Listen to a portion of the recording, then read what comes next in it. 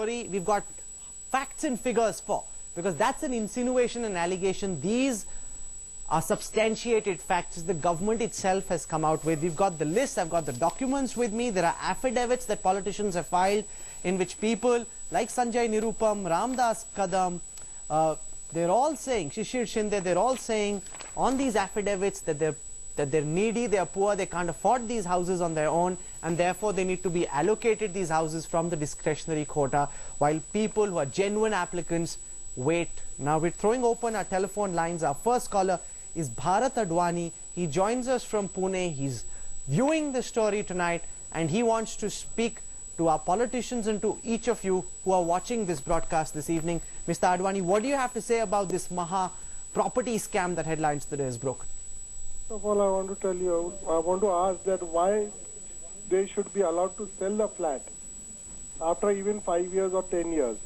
They should give it back to the government.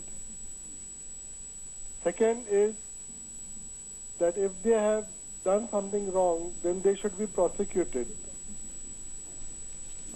Okay, you're saying that prosecute the netas who have lied through their teeth, who filed these false affidavits.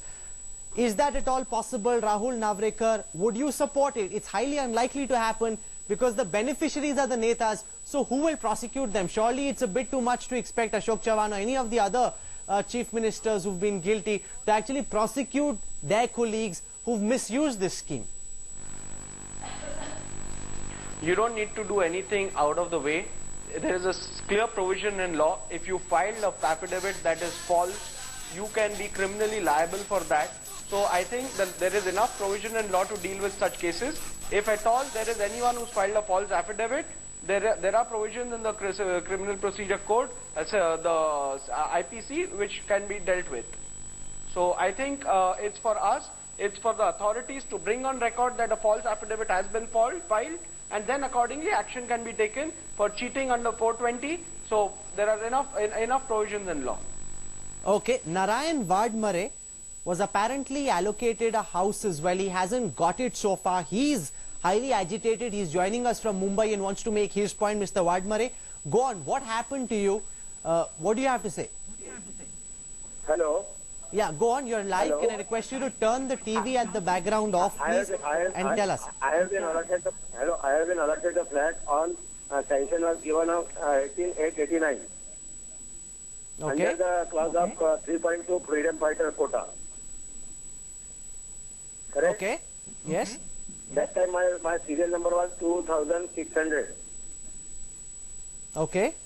Correct? And then subsequently I have tried for this priority. So priority was given on 5/1/90. Okay. Okay. But after that nothing was received to me till date today. But after this then again the office is shifted to Bandra. And then there I have contacted. They said your waiting notice number is 1486. Okay, Mr. Vadmare, thank you very much for joining us. Chandrasekhar Prabhu, I want your thoughts on this and also those of Vilas Ujavane. Mrs. Ujavane, ऐसा लग रहा है कि आप अकेली नहीं हैं. कई सारे और लोग हैं, वाडमरे साहब जैसे और तमाम और लोग जो इस शो को देख रहे हैं आज, उनके साथ भी लगता है कि ऐसा ही हुआ. उन्हें घर अलॉट किया गया, लेकिन नेता सारे घर हड़प गए और आम आदमी को मिला नहीं जिसके लिए ये स्कीम थी. हाँ जी, सुन रही हूँ मैं. You know, if you ask me about this, I have a different take on this. Go on, sir. You see, these allotments were made from the Chief Minister's quota. The priority was allotted by the Chief Minister. So you know, first of all, if there are 100 flats, you don't sanction 5,000 flats. You see no, but these are people who've been allotted flats, sir.